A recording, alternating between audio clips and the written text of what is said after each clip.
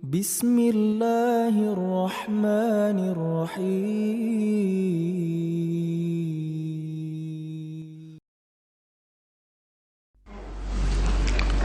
السلام عليكم ورحمة الله وبركاته.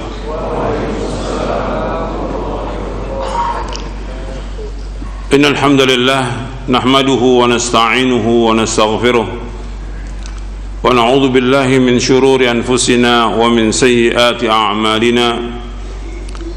من يهده الله فلا مضل له ومن يضلل فلا هادي له. أشهد أن لا إله إلا الله وحده لا شريك له وأشهد أن محمدا عبده ورسوله. يا أيها الذين آمنوا اتقوا الله حق تقاته ولا تموتن إلا وأنتم مسلمون. يا أيها الناس اتقوا ربكم الذي خلقكم من نفس واحدة وخلق منها زوجها وبث منهما رجالا كثيرا ونساء واتقوا الله الذي تساءلون به والأرحام إن الله كان عليكم رقيبا. يا أيها الذين آمنوا اتقوا الله وقولوا قولا سديدا يصلح لكم أعمالكم ويغفر لكم ذنوبكم ومن يطع الله ورسوله فقد فاز فوزا عظيما. أما بعد فإن أصدق الحديث كتاب الله وخير الهدي هدي محمد صلى الله عليه وعلى آله وسلم وشر الأمور محدثاتها وكل محدثة بدعة وكل بدعة ضلالة وكل ضلالة في النار. Ayolah ikhwah, azakumullah, kepada jamaah yang hadir, ikhwan dan akhwat yang mudah-mudahan dirahmati oleh Allah SWT, dan kepada seluruh kaum muslimin yang mendengarkan kajian ini di mana saja berada, yang mudah-mudahan dirahmati oleh Allah SWT. Alhamdulillah, kita bersyukur kepada Allah Subhanahu wa ta'ala atas segala nikmat yang Allah karuniakan kepada kita, nikmat Islam, nikmat iman, nikmat sehat, nikmat afiat, nikmat dijauhkan oleh Allah dari berbagai macam malapetaka. Alhamdulillah, kita bersyukur kepada Allah atas semua nikmat, dan kita harus terus mengingat nikmat-nikmat Allah Subhanahu wa ta'ala. Satu persatu nikmat itu harus terus kita ingat, karena dengan mengingat nikmat itu kita akan banyak bersyukur kepada Allah SWT. Dengan mengingat nikmat itu kita akan berusaha untuk melaksanakan perintah-perintah Allah, menjauhkan larangannya. Dengan mengingat nikmat itu kita akan bahagia. Fadhkuru ala Allahi la'allakum tuflihun.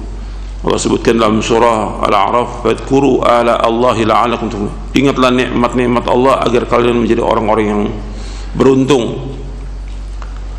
Dengan mengingat nikmat-nikmat Allah, kita akan merasakan bahwa musibah yang menimpa kita itu kecil, enggak ada artinya dibandingkan dengan nikmat yang besar. Dengan kita mengingat nikmat-nikmat Allah itu, kita tidak akan meremehkan sekecil apapun nikmat yang Allah berikan kepada kita. Makanya kita wajib bersyukur. Sekecil apapun nikmat yang Allah berikan kepada kita, kita wajib mensyukuri. Sebab Nabi bersabda sallallahu alaihi wasallam, "Man lam yashkuril qalila lam yashkuril katsira, wa man lam yashkurin nasa lam yashkurillaha." Kata Nabi SAW dalam hadis yang diriwayatkan oleh Imam Ahmad dalam musnadnya, dan sanadnya hasan, dihasankan oleh Syekh Al-Albani dalam silsilah hadis as-sahihah. Nabi bersabda SAW, "Man lam yashkuril qalila lam yashkuril katsira, wa man lam yashkurin nasa lam yashkurillah."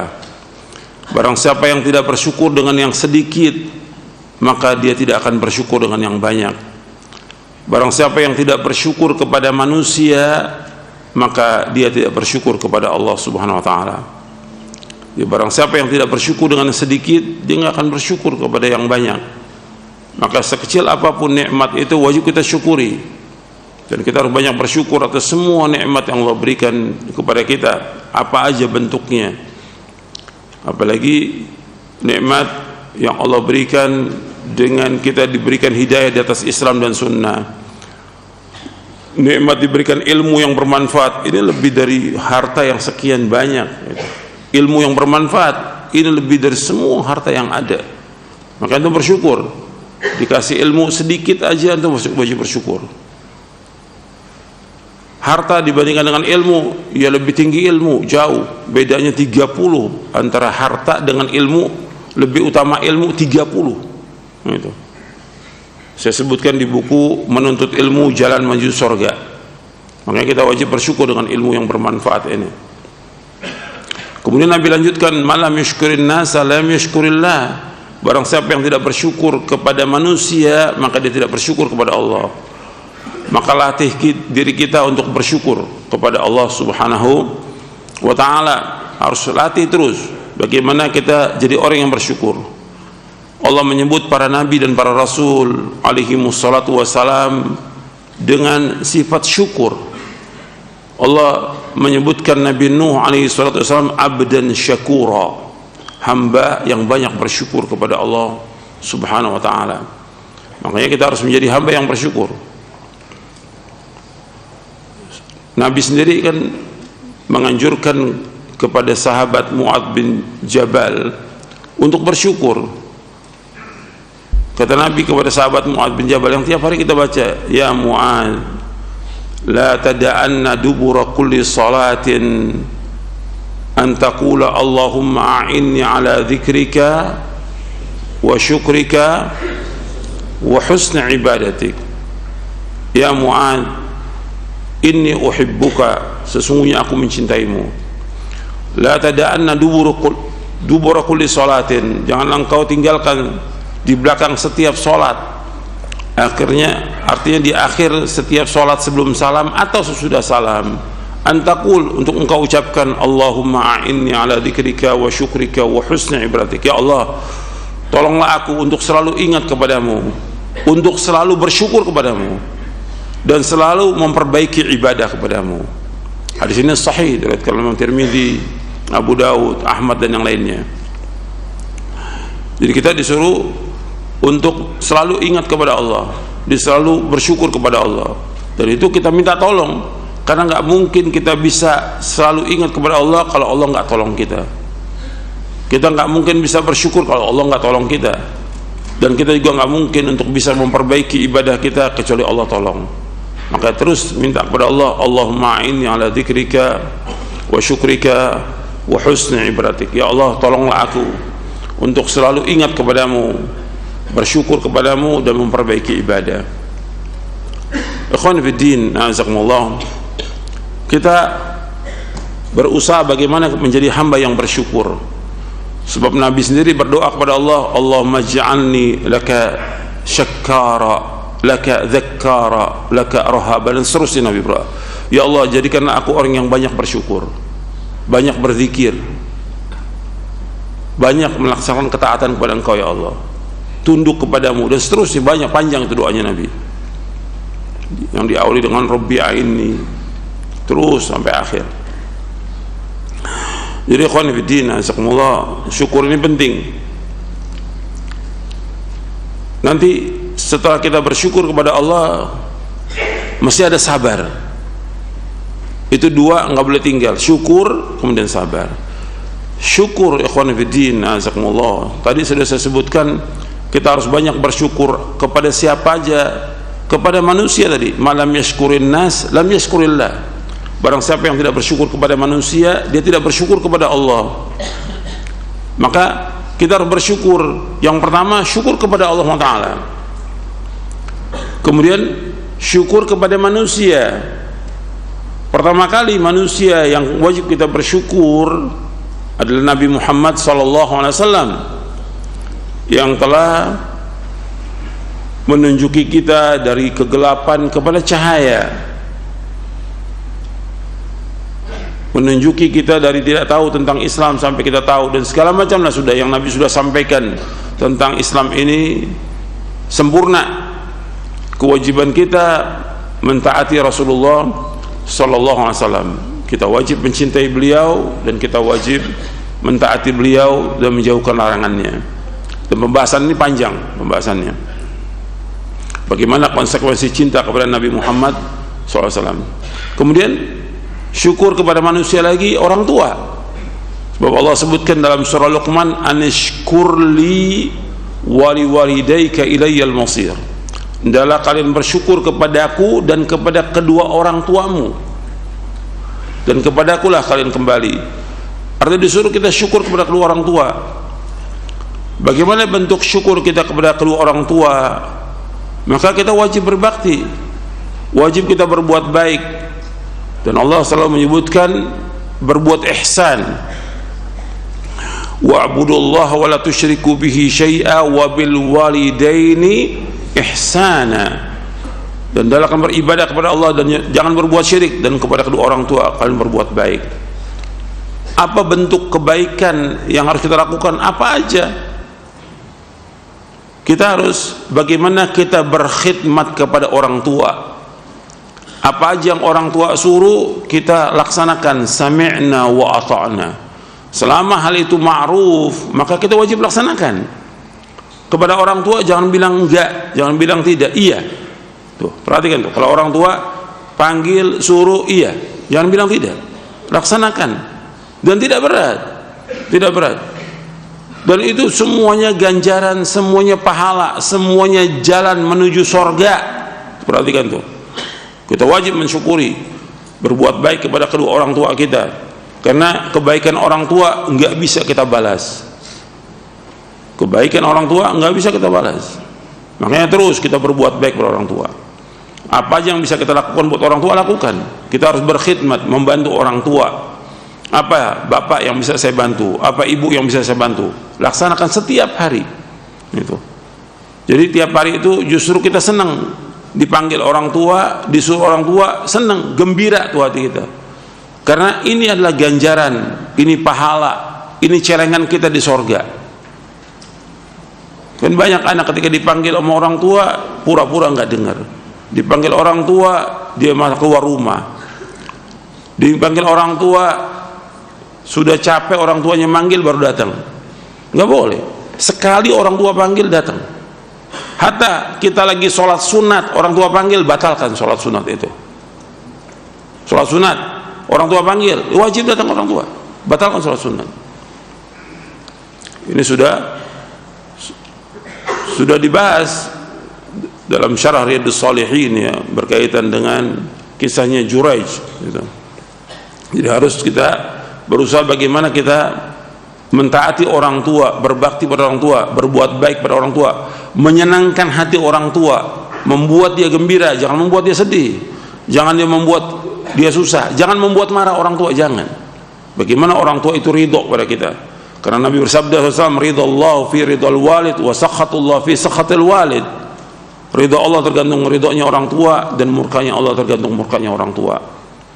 Jangan lelah, jangan letih, karena orang tua kita nggak pernah lelah dan letih mengurus kita, mendidik kita sejak kita masih kecil. Perhatikan tuh, karena durhaka pada orang tua, kesulitan, kesusahan, kecelakaan, dan juga anak yang durhaka tidak masuk surga. Anak yang durhaka tidak masuk surga. Nabi menyebutkan dalam hadis yang sahih yang diriwayatkan oleh Imam Ahmad dan Hakim dalam kitab Al-Mustadrak, Nabi bersabda, "Thalathun la yadkhulul jannah wa la yanzurullahu ilaihim yaumal qiyamah, al-'aqli walidayhi wal mar'atul mutarajjilatul mutasyabbihatu birrijal wad dayyuth." Kata Nabi SAW, ada 3 golongan yang tidak masuk surga dan Allah tidak akan melihat mereka pada hari kiamat. Yang pertama, al-'aqli walidayhi, anak yang durhaka kepada kedua orang tuanya.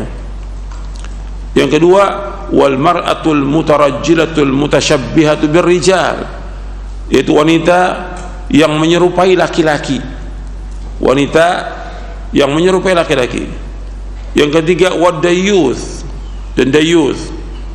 Dayyuth disebutkan dalam riwayat Imam Ahmad dalam musnadnya, wad dayyuth alladhi yuqirru fi ahli al-khubth. Dayyuth itu adalah orang atau kepala rumah tangga yang membiarkan adanya kejelekan dalam rumah tangganya. Sudah youth. Nabi menyebutkan 3. Hadis ini disahihkan oleh Syekh Al-Albani dalam bukunya Jilbab Al-Mar'atil Muslimah. Jadi Nabi menyebutkan SAW ada 3 golongan yang tidak masuk surga. Yang pertama yaitu anak yang durhaka kepada orang tua. Jadi jangan durhaka pada orang tua, jangan melawan, jangan membantah, jangan menengking, jangan menghardik orang tua, jangan marah kepada orang tua, jangan. Ada banyak anak-anak yang kalau disuruh malah marah, kadang-kadang cemberut sama orang tua. Jangan. Sama teman nggak cemberut, sama orang tua cemberut. Mesti senyum sama orang tua. Disuruh apa aja sami'na wa ata'na. Jangan durhaka pada orang tua. Durhaka pasti celaka. Anak yang durhaka pasti celaka, pasti udah celaka itu. Jadi hati-hati itu. Nggak dibalas saat itu, nanti akan dibalas sama Allah, pasti itu. Ketika anak itu celaka, ya ketika anak itu durhaka. Dan banyak anak-anak yang kemudian dia sesudah orang tuanya meninggal, dia menikah, mesti itu banyak masalah dalam pernikahannya. Kenapa? Durhaka pada orang tua. Ketika punya anak sama juga, seperti juga banyak masalah lagi dalam kehidupannya, banyak masalah. Karena apa? Karena dia durhaka pada orang tua. Maka antum syukur pada orang tua, berbakti pada orang tua, jangan durhaka. Kemudian yang kedua yang tidak masuk surga yaitu perempuan yang menyerupai laki-laki. Dan ini banyak perempuan yang menyerupai laki-laki, baik dalam berpakaiannya, bertingkah dan segala macam. Yang ketiga yaitu dayuth, orang yang membiarkan kejelekan dalam rumah tangganya. Seorang suami membiarkan anaknya tidak sholat, membiarkan anaknya pacaran, membiarkan anak yang nggak pakai jilbab, istri nggak pakai jilbab, dibiarkan dia berjalan dengan laki-laki. Ini dayuth namanya, dayuth, yang membiarkan adanya kejelekan dalam rumah tangganya. Makanya dia tidak akan masuk surga. Karena apa? Membiarkan kejelekan dalam rumah tangganya. Kemudian ikhwan fillah, jazakumullah. Jadi kita kembali lagi tentang yang tadi, masalah syukur.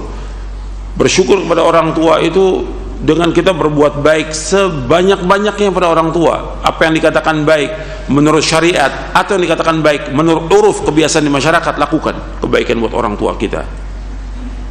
Selama tidak melanggar syariat. Selama tidak melanggar syariat. Kalau melanggar syariat nggak boleh kita lakukan. Makanya ada orang yang sujud pada orang tua, sungkem pada orang tua, nggak boleh. Tapi wajib berbuat baik. Karena ini nggak ada dalam Islam yang seperti ini. Berruku dan sujud itu hanya untuk Allah SWT. Kemudian yang harus kita bersyukur lagi yaitu kepada guru. Kepada guru. Bab Nabi menyebutkan malam yashkurin nas lam yashkurillah. Barang siapa yang tidak bersyukur kepada manusia, tidak bersyukur kepada Allah. Sekarang manusia yang wajib kita bersyukur, yang pertama Rasulullah SAW, yang kedua orang tua kita, yang ketiga guru. Itu harus kita bersyukur pada guru. Karena apa? Dia sudah mendidik kita, membimbing kita ke jalan yang hak, ke jalan yang benar. Dan saya sudah pernah sampaikan, antara orang tua dengan guru itu hampir sama. Orang tua, umumnya orang tua hanya mampu melahirkan anak. Dia ngurus anak itu betul, memberikan makan dan segala macam lah. Tapi dia nggak mampu untuk mendidik anak ini menjadi anak yang soleh. Nggak mampu dia mendidik anak ini bagaimana dia mengenal tentang tauhid, menjauhkan syirik. Bagaimana dia mengetahui yang sunnah, menjauhkan yang bid'ah, nggak tahu. Guru yang tahu, ustadz yang mengajarkan dia. Maka dia wajib bersyukur kepada guru, kepada ustadz yang mengajarkan dia. Dia tahu ketaatan-ketaatan yang membawa dia ke surga, ya guru yang mengajarkannya.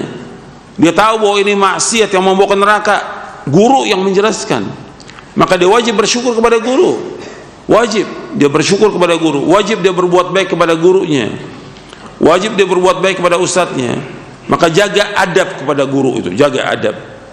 Sebagaimana kita wajib jaga adab kita kepada orang tua, jaga adab kita pada guru kita.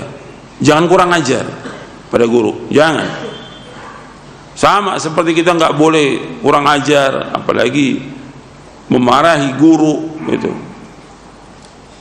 Menengking guru nggak boleh dalam Islam. Adab jaga kepada guru itu. Sekarang kan banyak murid yang menggibahi orang tuanya, menggibahi gurunya. Gimana guru digibahi? Membicarakan aib gurunya nggak boleh dalam Islam. Dia wajib tutup itu. Kalau seandainya dia ada kesalahan, kekeliruan, antum datangi, ketemu baik-baik. Ustaz, saya melihat antum ada kekeliruan, kesalahan. Saya minta maaf, ini mungkin antum keliru atau apa.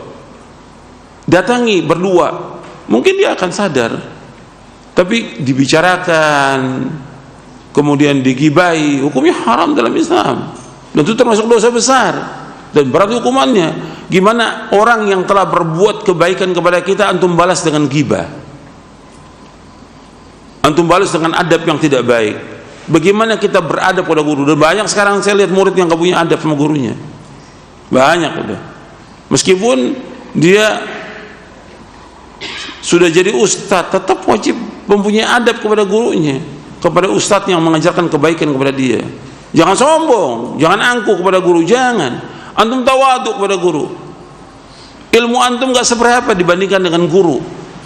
Hatta antum udah baca ratusan kitab, tetap guru yang mengajarkan kita, membimbing kita, mendidik kita, dia lebih utama daripada kita. Itu harus ada seperti itu.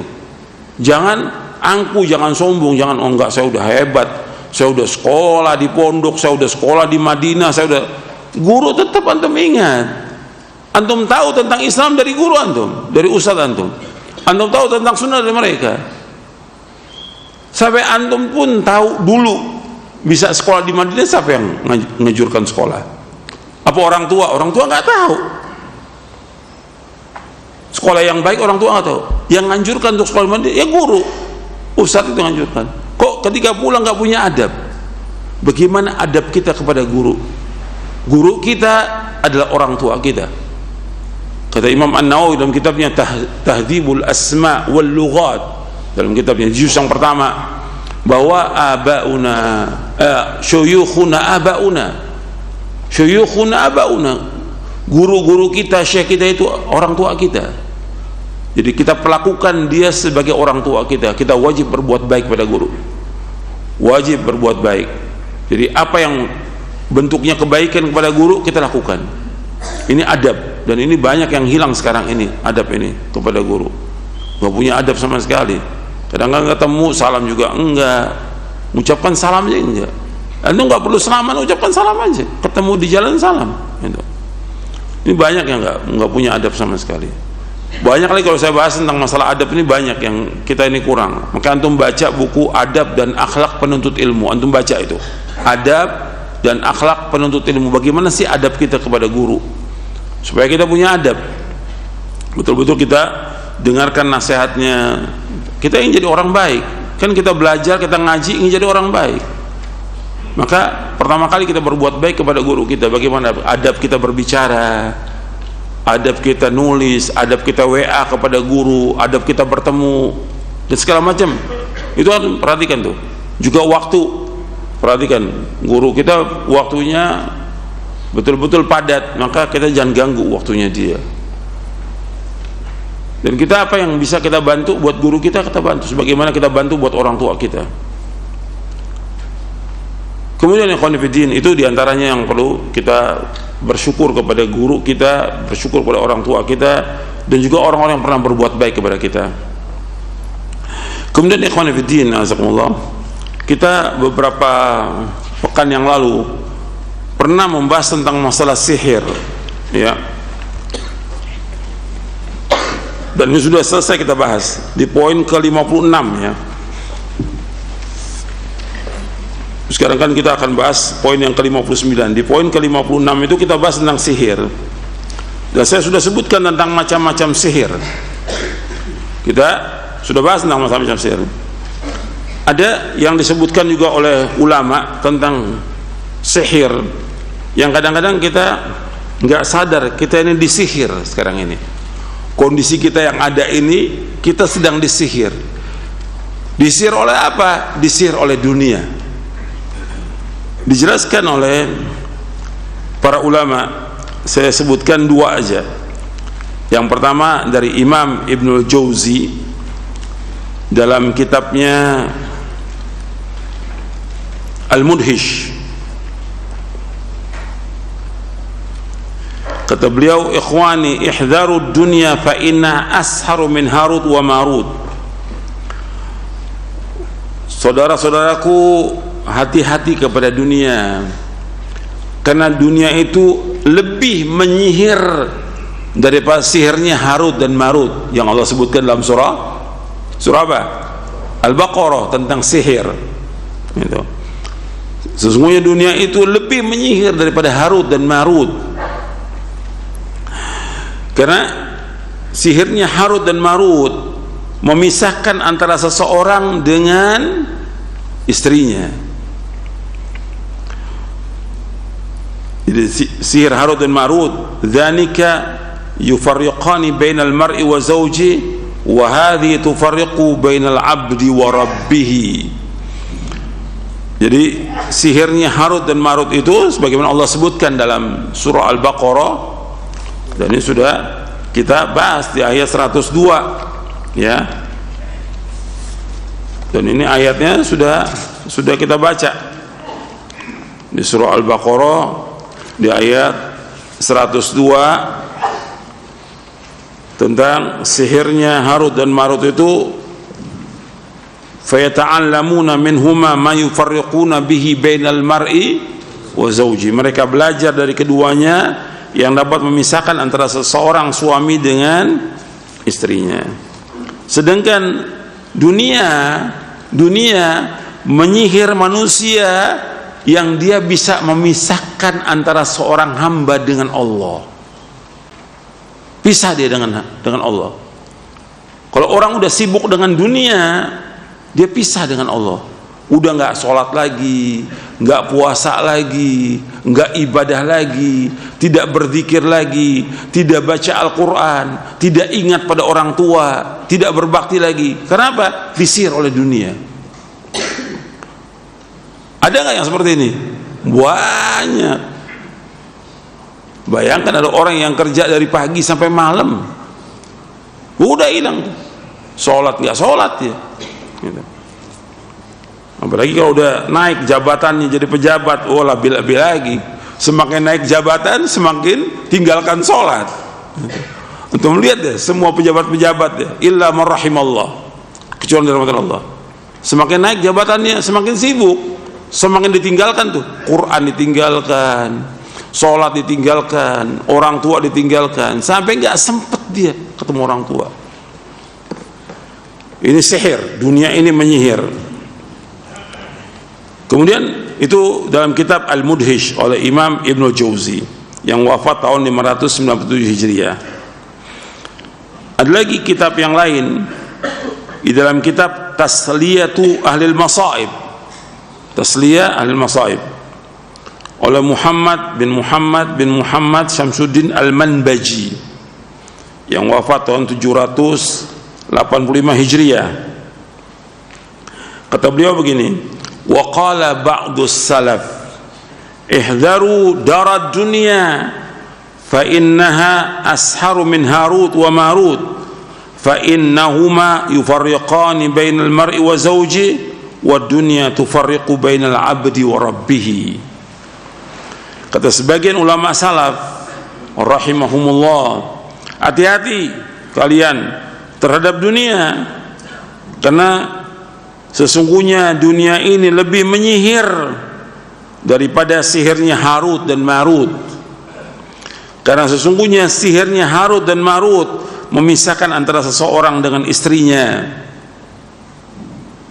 sedangkan dunia memisahkan antara seorang hamba dengan Allah Subhanahu wa taala. Sedangkan dunia itu memisahkan antara seorang hamba dengan Allah. Maka antum perhatikan bahwa masalah dunia ini masalah yang Nabi sudah ingatkan dan Allah juga sudah ingatkan. Perhatikan bahwa dunia tidak pernah dipuji oleh Allah dalam Al-Quran, dan Nabi SAW tidak pernah memuji tentang dunia, tidak pernah sama sekali. Dunia ini hina, dunia ini dilaknat, dunia ini jelek, dunia ini semu, dunia ini cuma sementara. Yang kita cari adalah akhirat. Seorang mukmin yang cari akhirat. Maka Nabi selalu ingatkan tentang dunia. Dan setelah dunia Nabi ingat apa? Wanita. Nabi menyebutkan hadis yang sahih yang diriwayatkan oleh Imam Muslim. Inna dunya hulwatun khadira wa inna Allaha mustakhlifukum fiha fayanzur kaifa ta'malun fattaqud dunya wattaqun nisa fa inna awwala fitnatin bani Israel kanat fin nisa akhrajahu Muslim. Kata Nabi SAW, sesungguhnya dunia ini indah, menarik dunia ini, hijau dan manis, hulwatun khadira, manis dan hijau dunia ini. Dan sungguhnya Allah SWT menjadikan kalian sebagai khalifah, artinya memakmurkan dunia ini. Dengan apa memakmurkannya? Dengan ketaatan kepada Allah dan menjauhkan maksiat. Wa inna Allah mustakhlif fayanzur kaifa ta'malun, maka Allah akan melihat bagaimana kalian beramal. Perhatikan yang Nabi sebutkan, bagaimana kalian beramal. Kau sebutkan beramal, berarti amal apa? Amal soleh, amal-amal yang dapat membawa kita ke sorga. Itu. Kadang-kadang orang mengartikan bagaimana kalian berkarya. Karya kaitannya dengan apa lagi? Dunia. Bikin usaha ini, bikin usaha terus. Yang pokok kita bagaimana melakukan amal-amal soleh. Gitu. Nggak disuruh kita buat pabrik, tidak. Gitu. Kalau disuruh buat pabrik, Nabi sudah suruh para sahabat buat pabrik senjata. Gitu. Nabi nggak suruh. Disuruh kita untuk melakukan amal-amal soleh. Mencari nafkah wajib tetap. Orang berkarya boleh berkarya, nggak dilarang, tapi tetap dia wajib melakukan amal-amal soleh. Untuk bisa melakukan amal soleh itu diawali dengan apa? Diawali dengan apa? Ilmu. Berarti wajib apa? Nuntut ilmu. Dan ini nggak ada pada ahli dunia. Sibuk dengan dunia. Orang-orang kaya mana mau duduk di masjid? Duduk nih 1,5 jam ngaji, mana mau dia. Kemudian Nabi ingatkan lagi setelah itu, kata Nabi, fattaqud dunya wattaqun nisa. Hati-hati kalian kepada dunia, hati-hati kepada wanita. Dua Nabi sebutkan, hati-hati kepada dunia, hati-hati kepada wanita. Menunjukkan antara dunia dengan wanita punya kaitan yang sangat erat. Nggak bisa lepas tuh wanita dengan dunia, nggak bisa lepas dia. Maka antum perhatikan tuh, antum punya istri, dia wajib diberikan nafkah. Dia nggak bisa hidup tanpa nafkah, nggak bisa. Dan dia maunya dunia, itu wanita. Fattaqud dunya wattaqun nisa. Ketika diberikan nafkah, dia nggak akan sanggup, dia nggak akan mampu. Ketika nggak diberikan nafkah, dia wajib diberikan nafkah. Maka hati-hati kepada dunia. Kemudian Nabi sebutkan lagi, fa inna awwala fitnati bani Israil kanat fin nisa. Sesungguhnya fitnah yang pertama kali di Bani Israel disebabkan karena wanita. Dan wanita fitnah sesuai dengan hadis yang lain yang Nabi sebutkan dalam hadis yang sahih riwayat Bukhari dan Muslim. Nabi bersabda, "Ma taraktu ba'di fitnatan hiya adarru 'ala ar-rijali minan nisa." Tidak aku tinggalkan fitnah yang lebih berbahaya bagi laki-laki melainkan wanita. Hadis ini sahih riwayat Bukhari Muslim. Jadi Nabi ingatkan kepada kita, hati-hati kepada dunia, hati-hati kepada wanita. Hati-hati. Artinya hati-hati kepada dunia bukan berarti kita nggak cari nafkah, wajib, karena kita hidup di dunia. Tapi bagaimana kita jadikan dunia ini sebagai ladang buat akhirat. Kita tetap harus kerja, kita harus usaha, tapi nggak boleh melalaikan kita dari mengingat Allah. Karena tugas kita Allah ciptakan untuk apa? Apa? Wa ma khalaqtul jinna wal insa illa liya'budun. Tidak aku ciptakan jin dan manusia melainkan untuk beribadah padaku. Pokok tujuan hidup kita ibadah kepada Allah. Ibadah. Itu tujuan. Allah ciptakan untuk ibadah, maka sibukkan dengan ibadah. Jangan kita terpengaruh dengan dunia. Jangan. Dunia ini sihir. menyihir orang yang memisahkan dia dengan siapa? Dengan Allah. Sudah disihir, banyak orang disihir udah. Lupa. Tadi ada orang yang pernah ngaji, udah banyak orang yang udah pernah ngaji bertahun-tahun, ada yang udah 10 tahun, 15 tahun ngaji, akhirnya dikasih sama Allah dunia, dikasih dunia, maju usahanya, maju dagangnya, udah nggak ingat lagi sama ngaji, udah nggak ingat lagi sama masjid, nggak ingat lagi, udah nggak ingat lagi sama Quran, bahkan tidak ingat lagi dengan orang tuanya. Ini dunia menyihir manusia, dunia ini. Hati-hati, hati-hati kepada dunia. Kita tetap cari nafkah tetap, tapi kita atur waktu kita, karena hidup kita untuk akhirat, jangan dunia. Kemudian hati-hati kepada wanita, karena wanita juga kita harus didik dia. Dalam artian hati-hati, dia sebagai teman hidup kita, dia sebagai ibu kita, dia sebagai istri kita, dia sebagai anak kita, dia sebagai saudara kita, itu wanita. Maka wajib kita didik. Jadi harus dibimbing, jangan dibiarkan. Dia punya tabiat, wanita itu bengkok gitu. Karena apa? Karena diciptakan dari tulang yang bengkok. Itu Nabi sebutkan, hadisnya sahih riwayat Muslim.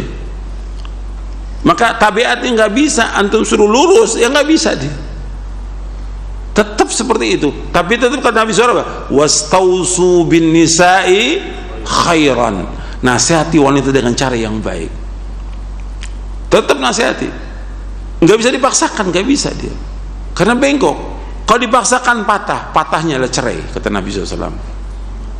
Tapi kalau kamu biarkan, dia akan tetap bengkok. Wastausu bin nisa'i khairan. Nasihati wanita dengan cara yang baik, dengan lemah lembut. Itu nasihati wanita.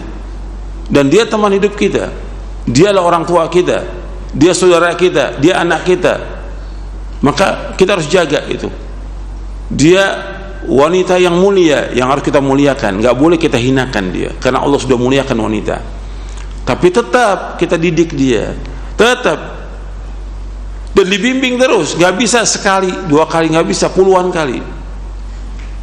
Maka seperti pertanyaan yang pekan lalu itu, bagaimana saya udah nasihati istri saya tapi tetap dia masih berbuat dosa. Ya tetap ingatkan terus, tetap ingatkan terus, sampai kita wafat. Terus ingatkan, gak boleh berhenti, karena sifat dia tetap seperti itu. Dan kita mohon kebaikannya, dia harus dibimbing. Makanya hati-hati itu. Dan setan paling gampang menggoda wanita.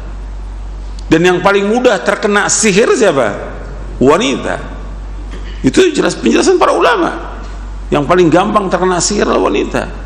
Makanya tetap kita harus betul-betul mendidik dia, dan terus kita jaga dia. Hati-hati kita. Sebab kalau enggak, ya fitnah. Wanita fitnah. Keluarnya dari rumah itu fitnah sudah wanita itu. Sekarang kan banyak keluar rumah wanita, meskipun dengan alasan ngaji ya, tapi terus tiap seminggu 4-5 kali. Enggak benar. Kalau seminggu sekali masih wajar. Mau ngapain dia? Kewajibannya di rumah dia. Yang Allah perintahkan wanita di mana tempatnya? Di rumah. Allah sebutkan dalam surah Al-Ahzab, waqarna fi buyutikunna wala tabarrajna tabarrujal jahiliyah. Adalah kalian wanita di rumah, jangan kalian terdedah, terbuka aurat kalian seperti orang jahiliyah. Disuruh di rumah, tempatnya wanita di rumah. Boleh keluar kalau ada keperluan. Udzina lakunna lihawaijikun. Kalian diizinkan karena ada keperluan yang mendesak untuk kalian keluar. Tapi pada hakikatnya wanita di rumah. Ketika dia keluar, nah itu yang Nabi sebutkan, diiringi oleh setan. Dalam hadis yang sahih yang diriwayatkan oleh Imam Tirmidzi, Nabi bersabda, innal mar'ata auratun idza kharajat istashrafaha syaitanu. Kata Nabi, wanita itulah aurat, kalau dia keluar rumah mesti diiringi oleh setan. Maka hati-hati itu. Kalau diiringi sama setan, dia ke sekolah sama setannya, ke kantor sama setannya, berarti nanti pulang bawa apa dia? Bawa setan. Karena Nabi menyebutkan demikian, innal mar'ata auratun idza kharajat istashrafa syaitan. Wanita ada aurat, kalau dia keluar dari rumahnya maka diiringi oleh setan terus sampai kembali dia ke rumahnya. Jadi antum jangan piara setan di rumah, jangan. Tapi didik istri itu dengan cara yang baik. Antum jangan tinggalkan baca surah Al-Baqarah, karena surah Al-Baqarah mengusir setan. Ya, saya pikir cukup dulu sampai situ. Nanti kepanjangan mukadimahnya. Sekarang kita lanjutkan. Allahumma shalli wa sallim. Kita masuk ke poin ke 59. Kita masuk ilmu nujum, ya, ilmu perbintangan. Ilmu nujum termasuk sesuatu yang dapat menafikan tauhid dan menjerumuskan pelakunya kepada kemusyrikan, karena orang itu menyandarkan suatu kejadian kepada selain Allah. Munajjim ahli nujum juga termasuk dalam kategori peramal menurut apa yang diserahkan oleh sebagian ulama. Syekhul Islam Ibn Taimiyah, antum lihat di footnote-nya, Syekhul Islam Ibn Taimiyah rahimahullah berkata, tanjim adalah meramal kejadian-kejadian di bumi berdasarkan petunjuk keadaan bintang. Maksudnya dia meramal kejadian di bumi dengan berdasarkan petunjuk keadaan bintang. Di dalam Sahih Bukhari dan Sahih Muslim dari hadis Zaid bin Khalid al-Juhani radhiyallahu anhu, ia berkata, shalla lana Rasulullah sallallahu alaihi wasallam salat as-subhi bil Hudaybiyati ala ithri sama'in kanat min al-lailati falamma insarafa aqbala 'ala an-nasi faqala hal tadruna madha qala rabbukum qalu Allahu wa rasuluhu a'lam qala asbaha min ibadi mu'minun bi wa kafir fa amma man qala mutirna bi fadlillahi wa rahmatihi fadhalika mu'minun bi wa kafirun bil kawkab wa amma man qala bi naw'i kadha wa kadha fadhalika kafirun bi mu'minun bil kawkab. Rasulullah sallallahu alaihi wasallam telah mengimami kami salat subuh di Hudaybiyah setelah semalamnya turun hujan. Ketika usai solat, beliau SAW berbalik menghadap kepada para sahabat radhiyallahu anhum ajma'in. Beliau bersabda, tahukah kalian apa yang difirmankan Rabb kalian? Para sahabat radhiyallahu anhum ajma'in menjawab, Allah dan Rasulnya yang lebih mengetahui. Beliau SAW bersabda, Allah Azza wa Jalla berfirman, di pagi ini asbahabi min ibadi mu'minun bi wa kafir. Di pagi ini ada hamba-hambaku yang beriman kepadaku dan ada pula yang kafir. Fa amma man qala mutirna bi fadlillahi wa rahmati fadzalika mu'minun bi wa kafirun bil kawkab. Wa man qala bi nawi kadza wa kadza fadzalika kafirun bi mu'min wa bil kawkab. Di kala pagi ini di antara hamba-hambaku ada yang beriman kepadaku dan di antara hamba-hambaku ada yang kafir. Adapun yang mengatakan mutirna bi fadlillahi wa rahmatihi, telah turun hujan kepada kita berkat karunia dan rahmat Allah, maka ia telah beriman kepadaku dan kafir kepada bintang-bintang. Tapi sedangkan orang yang berkata telah turun hujan kepada kita karena bintang ini atau bintang itu, maka ia kafir kepadaku dan beriman kepada bintang-bintang. Hadis ini sahih dari Bukhari dan Muslim. Jadi kalau hujan turun, yang kita baca doanya apa? Allahumma shayyiban nafi'a, ya Allah berikanlah hujan yang bermanfaat. Tapi selesai turunnya hujan kita mengucapkan mutirna bifadlillahi wa rahmati, kita diturunkan hujan dengan sebab rahmat Allah dan karunia-Nya. Mutirna bifadlillahi wa rahmati. Jadi kalimat mutirna bifadlillahi wa rahmati itu kita ucapkan setelah turunnya hujan. Jadi kata Nabi, ada orang yang pagi hari ini, karena malam itu hujan di Madinah, dan paginya kata Nabi ada Allah berfirman, ada yang pagi ini kafir kepadaku, beriman kepadaku juga ada yang kafir. Yang beriman kepada Allah, dia mengatakan mutirna bi fadli wa rahmati, bahwa kami turun hujan, artinya hujan semalam ini turun dengan sebab rahmat Allah dan karunia-Nya. Sedangkan yang kafir kepada Allah mengatakan hujan turun karena bintang ini, hujan turun karena bintang ini, maka dia kafir kepada Allah. Jadi kita usahakan bahwa kita orang beriman, kita meyakini bahwa turunnya hujan itu karena rahmat Allah SWT, bukan karena bintang, bukan karena yang lainnya. Tentang bintang disebutkan, bahkan orang menyebutkan bahwa bintang itu juga dianggap bukan hanya untuk hujan, bahkan juga untuk meramal apa? Nasib. Kan ada tuh orang bintangnya apa? Leo, Aquarius, atau apa lagi tuh bintang-bintang. Itu dianggap bahwa bintang itulah yang menentukan nasib dia. Ini udah kufur kepada Allah. Nggak boleh. Bintang itu tidak punya pengaruh kepada manusia, sama sekali tidak punya pengaruh. Paham? Yang mengatur nasib manusia siapa? Allah. Antum mulai hapus tuh tulisan bintang ini, hapus tuh, ya, hapus. Sama juga tulisan hobi juga, itu hapus lagi, itu jangan tuh, gitu. Ya, itu hobi dari bahasa Arab hubbi, asalnya hubbi, gitu. Ditulis hobi. Hobinya apa? Hobi banyak yang nggak benar semuanya. Ya, jangan tulis hobi, udah, jangan. Antum. Hobinya apa? Ibadah kepada Allah. Tapi ibadah ini kan kewajiban, kewajiban kepada Allah. Jadi jangan tulis, nanti yang ditulis banyak yang maksiat. Hobinya main bola, maksiat ini. Hobinya ini, jangan tulis itu. Bintang jangan tulis, hobi juga jangan tulis itu, jangan. Ya. Sekarang kita lanjutkan.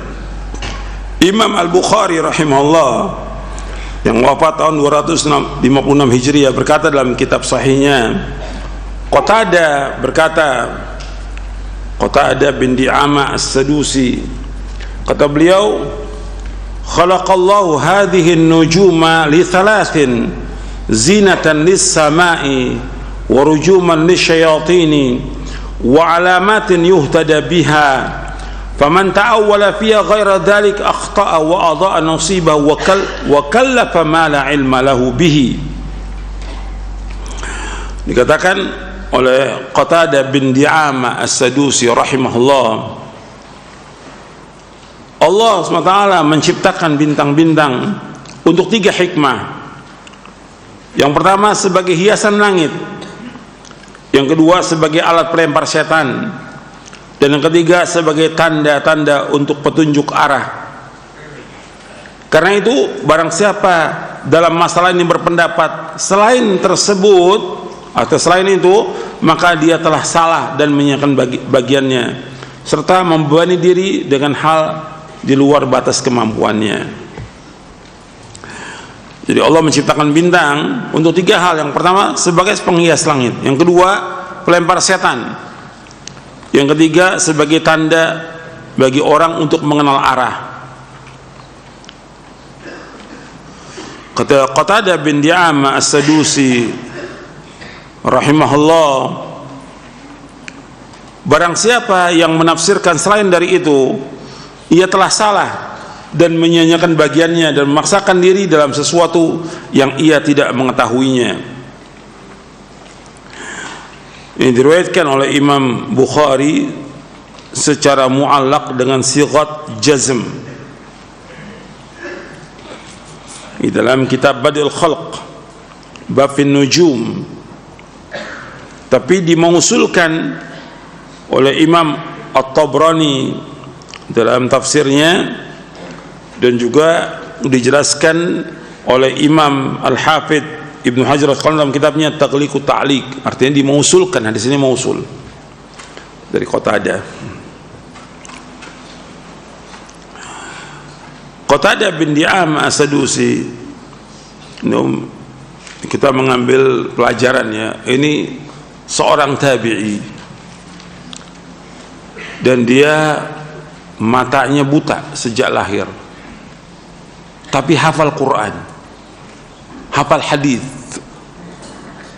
Sejak lahir buta dia, hafal Quran, hafal hadis, itu. Dan betul-betul menjaga waktu dia. Maka ini pelajaran bagi kita itu. Bagaimana dia seorang tabi'i yang buta, sejak lahir dia buta, dan dia hidup 60 tahun, itu. Dan dikatakan oleh Imam Az-Zahabi, dia termasuk orang yang alim, berilmu, min awiyatil ilm, termasuk kantong-kantongnya ilmu, atau orang yang berilmu yang datangi oleh para ulama, gitu. Qatadah bin Di'amah, dan hafalannya luar biasa, gitu. Hafalannya Masya Allah, disebutkan oleh Imam Az-Zahabi dalam kitabnya Syiar A'lamin Nubala. Sekarang kita lanjutkan dalil bahwa Allah menciptakan bintang itu untuk 3 hal.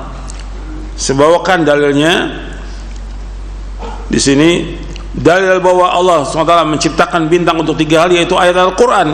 Allah SWT berfirman dalam surah Al-Mulk ayat 5, surah Al-Mulk ayat 5, surah 67 ayat 5, walaqad zayyana as-samaa'a ad-dunya bimasabiha wa ja'alnaha rujuman lisyayatin. Sungguh kami benar-benar telah menghiasi langit dunia dengan bintang-bintang, dan kami jadikan bintang-bintang itu sebagai alat pelempar setan.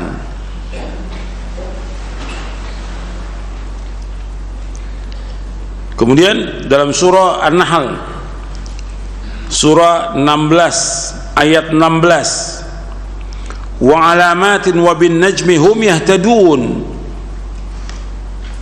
Dan Allah menciptakan tanda-tanda petunjuk jalan, dengan bintang-bintang mereka mendapatkan petunjuk. Arti bintang itu sebagai petunjuk jalan untuk mengetahui arah utara, selatan, timur, barat, itu dengan bintang di zaman dulu itu. Jadi orang tahu apakah daratan atau lautan, mereka arahnya bintang, tandanya bintang. Wa alamatin wa bin najmi hum yahtadun. Kemudian juga Allah berfirman dalam surah Al-An'am di ayat 97.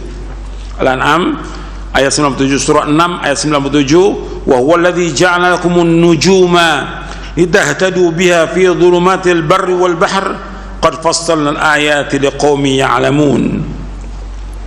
Dan Allah lah yang menjadikan bagi kalian bintang-bintang agar kalian menjadikannya petunjuk dalam kegelapan yang pekat di darat dan di laut.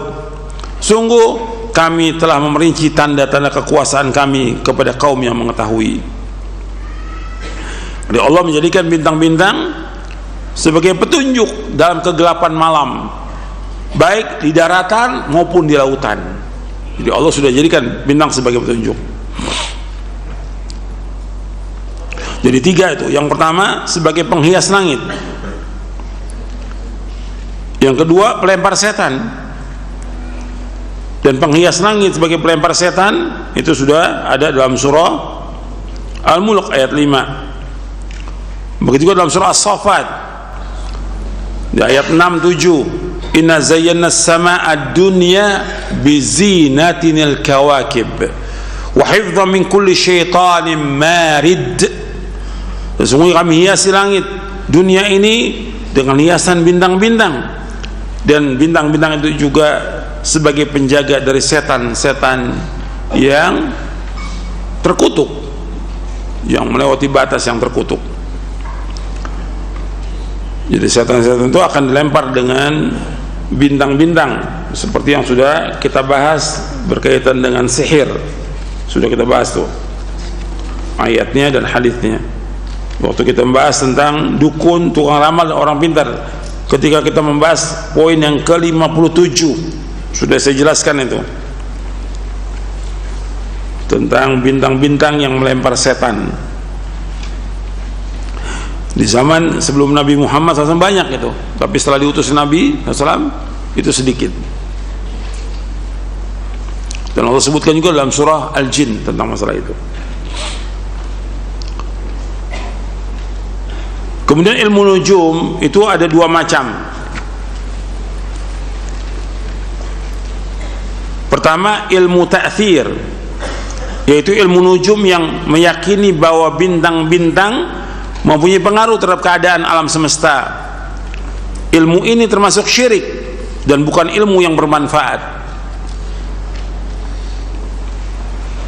Penjelasan yang lainnya tentang definisi ilmu ta'thir, yaitu menjadikan keadaan bintang, planet dan benda angkasa lainnya sebagai dasar penentuan berbagai peristiwa di bumi, baik sebagai sesuatu yang berpengaruh mutlak maupun hanya sebagai isyarat yang menyertai peristiwa-peristiwa di bumi. Jika dia percaya bahwa keadaan itu adalah faktor yang berpengaruh mutlak atas peristiwa-peristiwa bumi dengan tidak membedakan baik karena kekuatan internalnya maupun karena izin Allah, maka ia dinyatakan musyrik dengan tingkatan syirik besar dan telah keluar dari Islam. Karena dia telah meyakini demikian, bahwa bintang-bintang itu mempunyai pengaruh kepada semua keadaan, bukan Allah yang memberikan pengaruh, tapi bintang. Maka dia musyrik.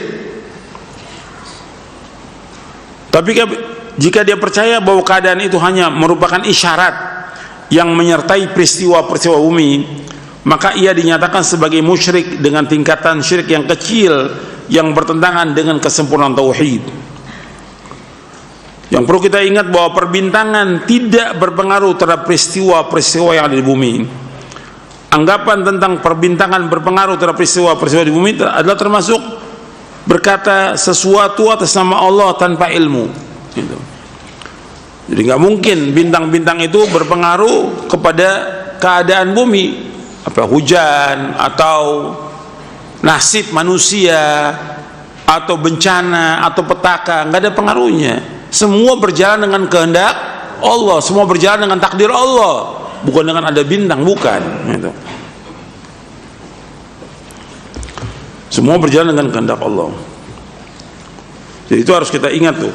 Kadang-kadang dengan bintang-bintang itu orang bersandar dengan bintang-bintang itu sampai dia ketika bulan tertentu itu nggak berani melakukan apa-apa karena bintangnya ini nggak boleh. Bintang nggak punya pengaruh kepada nasib manusia, tidak ada pengaruh sama sekali, nggak punya pengaruh bintang itu.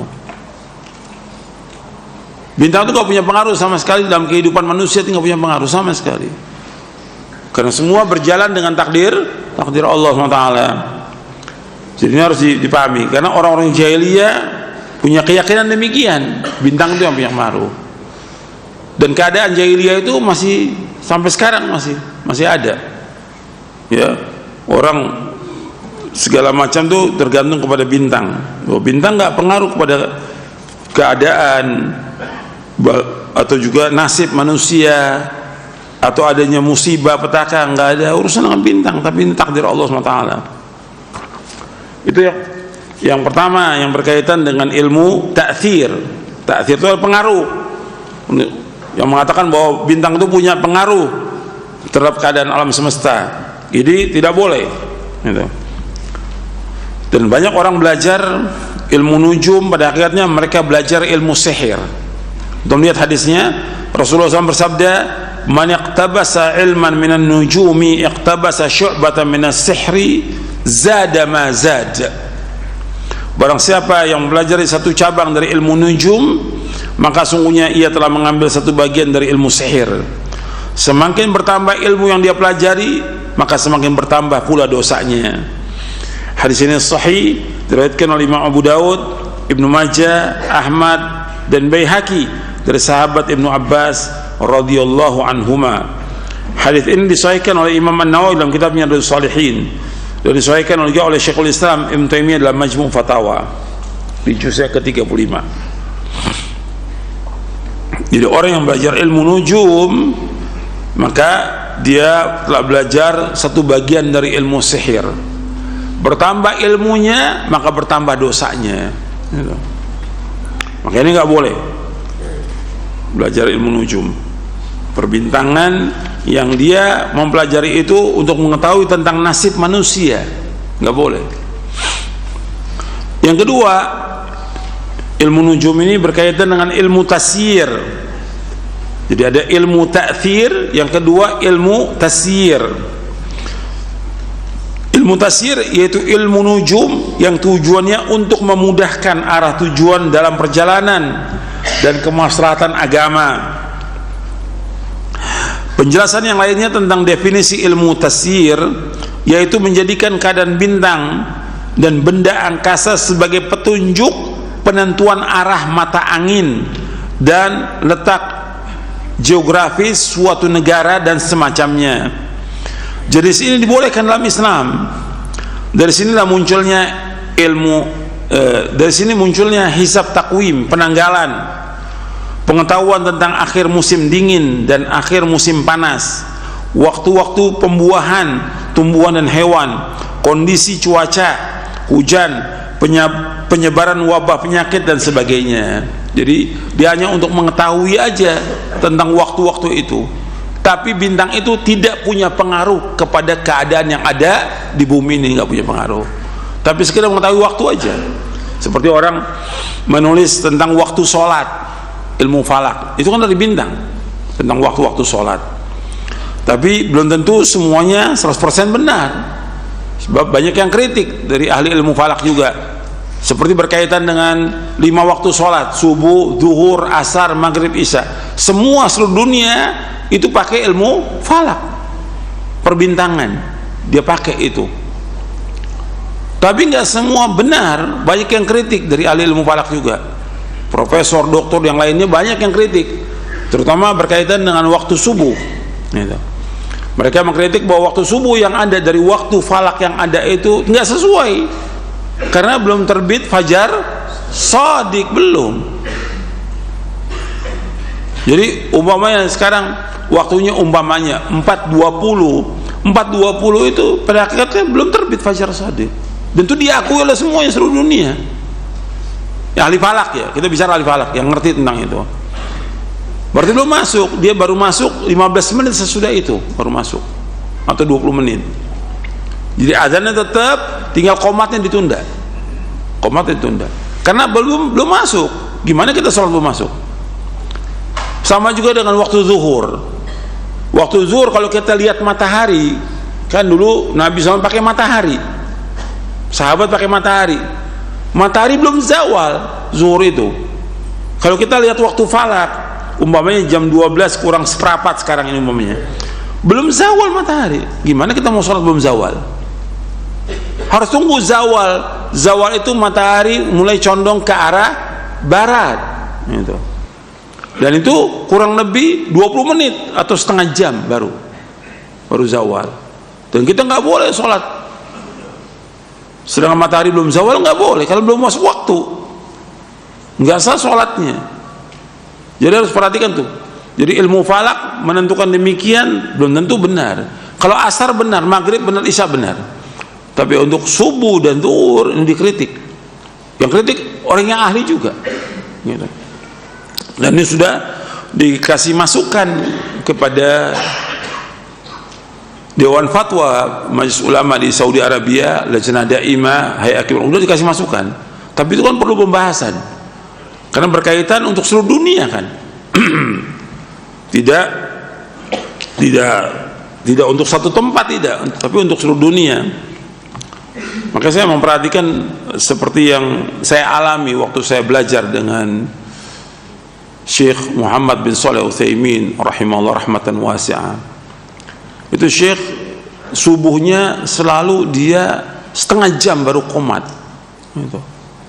Kadang-kadang murid-murid nggak paham maksudnya Syekh itu. Memang Syekh nggak menjelaskan, tapi begitulah setiap hari setengah jam masih subuh gitu. Kadang teman-teman karena waktunya malam itu begadang, cari masjid yang duluan qomatnya gitu, supaya bisa habis sholat subuh langsung tidur dia, karena malamnya begadang gitu. Kalau kita lihat di Masjid Jami'nya, Masjid Jami' Unaiza, tempatnya Syekh Utsaimin rahimahullah mengajar di situ, yang sebelumnya juga Syekh Abdurrahman bin Nasir As-Sa'di ngajar di situ. Itu beliau nunggu setengah jam, baru setengah jam beliau berjalan dari rumahnya, jalan kaki ke masjid itu, kurang lebih 750 meter lah dari rumahnya, jalan kaki. Itu baru qomat, itu setengah jam. Itu. Kemudian zuhur juga sama demikian. Zuhur itu kadang-kadang setengah jam sampai 45 menit baru qomat. Zuhur lebih lama lagi kalau zuhur. Karena dilihat belum zawal. Dan itu dilakukan terus setiap hari dan seumur hidupnya seperti itu. Cuma kita nggak paham. Nah, setelah banyak penjelasan baru kita paham sekarang ini. Cuma Syekh tetap kalau dikatakan ada orang sholat di Masjidil Haram, Masjid Nabawi itu dia lebih cepat, saya katakan sah sholatnya, sah sholatnya. Kalau kita katakan belum masuk nggak sah, semua orang nggak sah, berarti nggak sholat mereka. Tetap saya mengatakan sah sholatnya, karena itu kan ijtihad. Berkaitan dengan falak juga masalah ijtihad. Tapi Syekh tetap berhati-hati. Jadi Syekhuna Syekh Utsaimin rahimahullah itu berhati-hati dalam masalah ini. Setengah jam untuk zuhur dan juga subuh.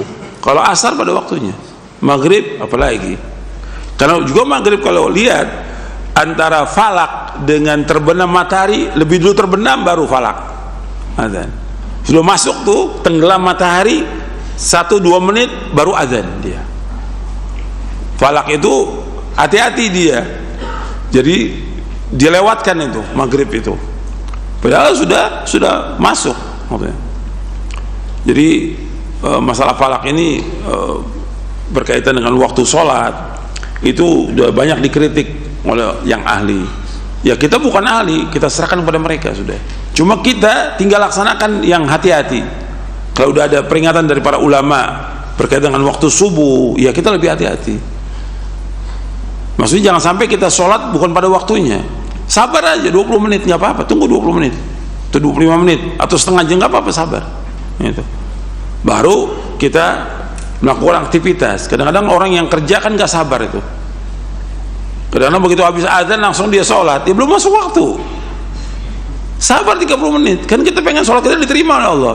Kan doanya Allahumma inni as'aluka ilman nafi'a wa rizqan wa amalan mutaqabbala. Amal diterima. Kalau anda mau diterima, ya sholat pada waktunya kan. Dan juga dengan ikhlas dan ittiba dan sesuai dengan contoh Nabi SAW. Saya pikir cukup sampai sini kajian kita, mudah-mudahan bermanfaat. Kurang lebihnya saya mohon maaf. Wassalamualaikum Muhammadin SAW. Subhanakallah wa bihamdik, asyhadu an la ilaha illa anta astaghfiruka wa atubu ilaik. Assalamualaikum warahmatullahi wabarakatuh.